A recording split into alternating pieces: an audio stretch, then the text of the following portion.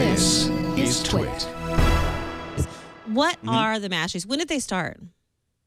The Mashies started last year, and last year, I'd say around spring of 2013, we the events team here was kind of looking at opportunities, and one thing we noticed was there's a lot of award shows for advertising, but there aren't any that are really focused on social media and the kind of new frontier of marketing, and none of them took kind of a granular deep dive into what people are doing on these various social media channels and so forth. So we thought there was a good opportunity there.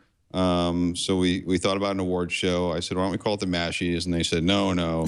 And then a month or two later, they're like, you know, that's a pretty good name, so we'll go with that. So the first Mashies was last November 2013, and then we just had our second one a week or so ago. So wait, how do you go from no, we're not calling it to Mashies to yeah, that's all right? I don't know. I thought it was a great name. I'm like, oh, the Mashies is catchy. People know it, and they're like, how about the Breakthrough Business Awards or something, you know? And they kept going back with these different names.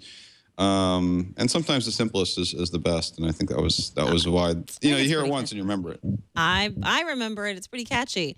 And there are other award shows, and we certainly talk about those here on Mavericks as well, because we want to understand, what are we recognizing? I think, you know, this space that Shoshana, you and I were talking a little bit before the show around, where brands are really trying to wrap their head around, you know, again, how to be, you know, how digital integration works.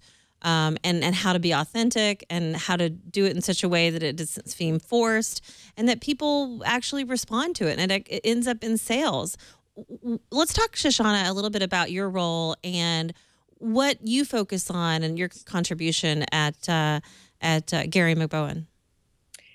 Sure. So I've been here a pretty short time, and my background is actually much more as a native digital marketer, running marketing organizations for mostly internet startups. One of them was Audible. I've worked at a bunch of emerging music brands over the years.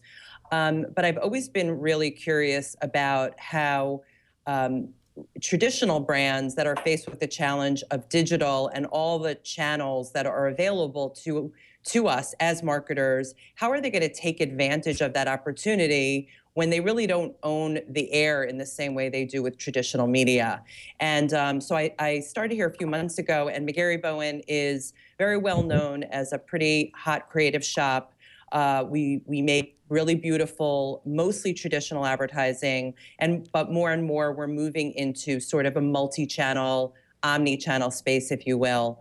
And really, my role here is to work with our clients and with the agency to help really understand, how do you translate a great creative idea that would normally live only in television or print and have it live in all the other channels that consumers interact with in a way that is both, you know, loyal to that idea, but is really going to be, as to your point, authentic to the space that they're in. There's a lot of sort of rethinking that I think has to take place, both in terms of the individuals that make the actual advertising, but also even the way clients think about advertising.